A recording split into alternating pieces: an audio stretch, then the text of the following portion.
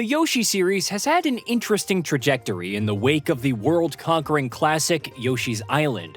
It got multiple follow-ups across the N64, the DS, and 3DS, but all of them variously failed to match the heights of the Super Nintendo original. Woolly World on the Wii U, however, was an excellent game, the best the series had been in decades, and portended a better future for the series. Those hopes, however, ended up being dashed when the crafts-inspired Yoshi's Crafted World on the Switch, released in 2019, and wasn't particularly good. Which brings us to Yoshi and the Mysterious Book. Mysterious Book has a clear vision that it executes on nearly flawlessly, a vision that also informs and justifies the design choices that the game makes.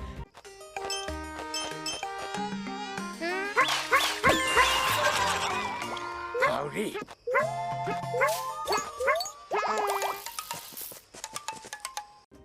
There are two specific qualities that have persisted through every Yoshi game to date. They are exceptionally easy, almost aimed at beginners and younger players, and they are almost always absolutely gorgeous, imbibing gorgeous art and aesthetic that emphasizes styled animations and expressiveness more than photorealism. Both of those hold true for Mysterious Book as well. So let's talk about the latter point first, because it is, expectedly, the thing that stands out first. Eschewing the crafts and arts-inspired look of the last couple of Yoshi games, Mysterious Book instead returns to the storybook-inspired fairy tale aesthetic that Yoshi's story sort of hinted at. I say hinted at because Mysterious Book is a more full-fledged realization of the story than anyone may have expected, to a startling degree even. Multiple animations and transitions in the game have flourishes inspired by that conceit, from text and prompts showing up as doodles on the book's page, to levels slowly being drawn in when you enter them for the first time, and much more. Animations in particular stand out with their distinct stop-motion style, drawing attention to them right away and emphasizing and highlighting them that much more.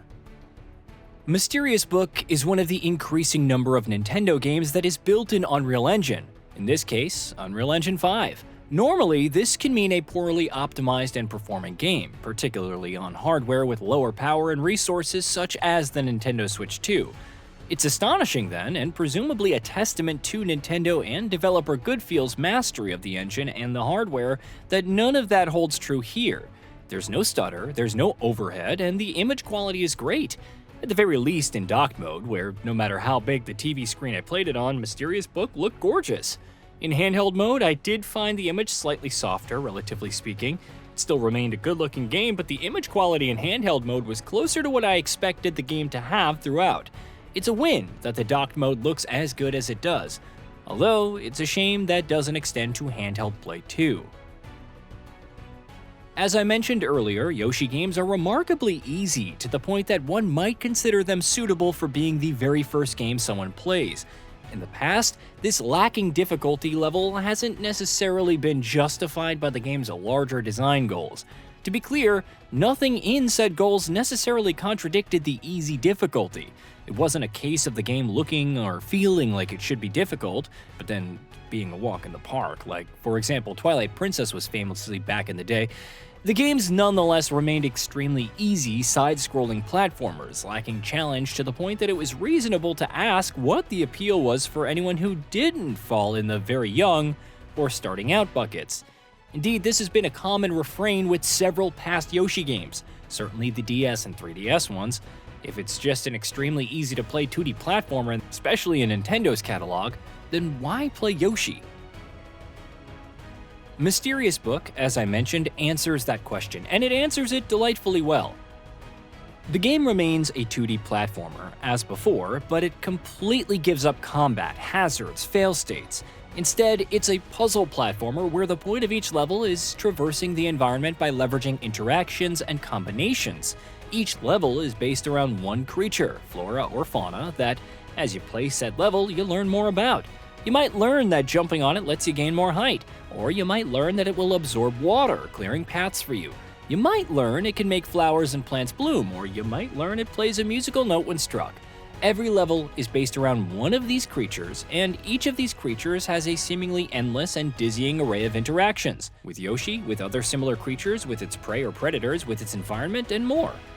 After a while, the game almost becomes a toy box where the challenge, more than anything the game poses to you, is trying to figure out if a certain interaction you have in mind can actually be made to play out in Mysterious Book.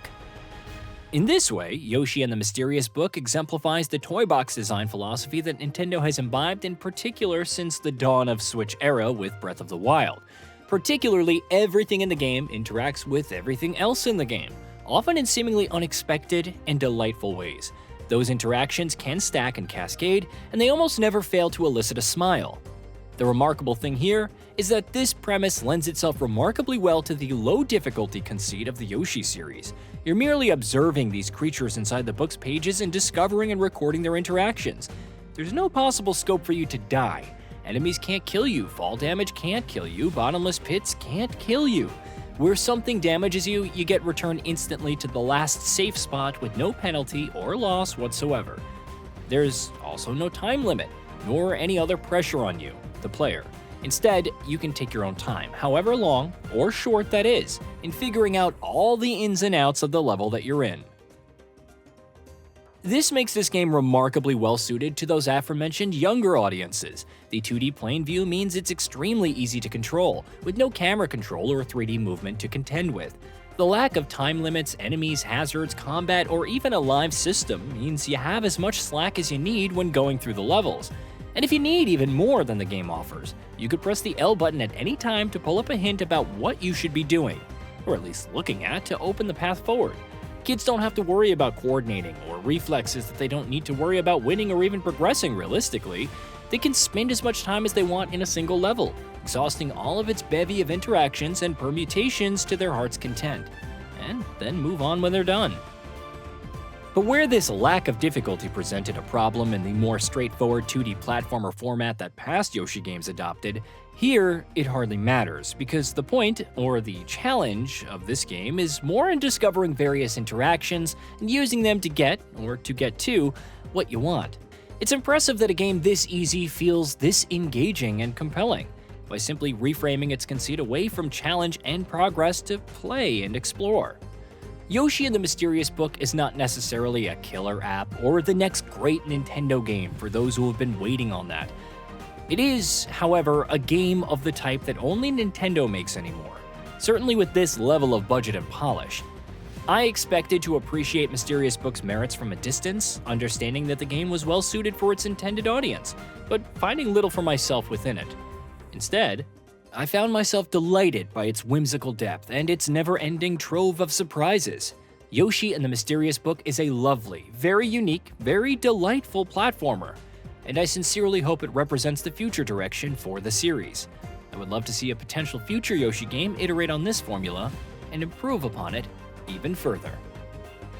Hey, did you know that we at GamingBolt upload new videos every day? Stick around, drop a like, subscribe, and hit that bell. And let us know what kind of content you'd like to see in the future with a comment below.